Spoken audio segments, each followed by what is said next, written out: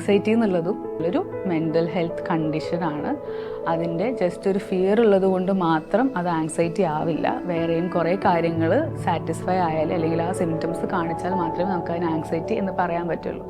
അതിൽ ഫസ്റ്റ് വരുന്നത് ഈ ഒരു കാര്യവും ഇല്ലെങ്കിലും ഒരു അൺഎക്സ്പ്ലെയിനബിൾ ആയിട്ടുള്ള ഫിയർ ആയിരിക്കും ഉണ്ടാവുക. നമുക്കിപ്പോൾ ഫിയർ എന്ന് പറയുമ്പോൾ നോർമലി എന്തെങ്കിലും ഒരു സാധനത്തിനോടൊരു ഫിയർ ആയിരിക്കും ഉണ്ടാവുക.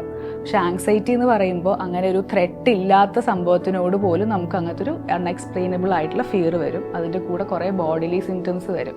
അപ്പോൾ അങ്ങനത്തെ ഒരു സിറ്റുവേഷനിലേക്ക് പോകുമ്പോൾ ബ്രെത്ത്ലെസ്നെസ് വരാം, നമുക്ക് കൈയും ഫുൾ ബോഡിയൊക്കെ ഷിവർ ചെയ്യണ പോലെ തോന്നാം, എക്സസീവായിട്ട് സ്വെറ്റ് ചെയ്യാൻ തുടങ്ങാം, പാൽപിറ്റേഷൻസ് ഉണ്ടാവാം, നമുക്കിങ്ങനെ ഒരു ചോക്കിംഗ് ഫീലിംഗ് ഒക്കെ ഉണ്ടാവാം, തല കറങ്ങുന്ന പോലെ തോന്നാം. അപ്പോൾ ഇങ്ങനെ കുറേ കാര്യങ്ങൾ കൂടെ വരുമ്പോഴേ അത് ആങ്സൈറ്റി ആവുള്ളൂ. മറ്റത് നേരത്തെ പറഞ്ഞതുപോലെ ഫിയർ എഗെയിൻ നോർമലാണ്, നമ്മൾ ഡേ ടു ഡേ ലൈഫിൽ ഉണ്ടാവുന്ന ഒരു കാര്യമാണ്. ഫിയർ ആണ് നമ്മളെ കുറേ കാര്യത്തിൽ നിന്ന് പ്രൊട്ടക്റ്റ് ചെയ്യുന്നത്. ഫിയർ ഇല്ല എന്നാണെങ്കിൽ നമ്മൾ എല്ലായിടത്തും ഒരു പ്രശ്നമില്ലാതെ കയറി പോവല്ലേ ഉള്ളൂ. ഫിയർ എന്ന് പറയുന്നത് നമ്മളെ പ്രൊട്ടക്റ്റ് ചെയ്യുന്നതാണ്. ഇങ്ങനെ കുറേ സിംറ്റംസ് കൂടെ വരുമ്പോൾ മാത്രമാണ് നമുക്കതിന് ആങ്സൈറ്റി എന്ന് പറയാൻ പറ്റുള്ളൂ.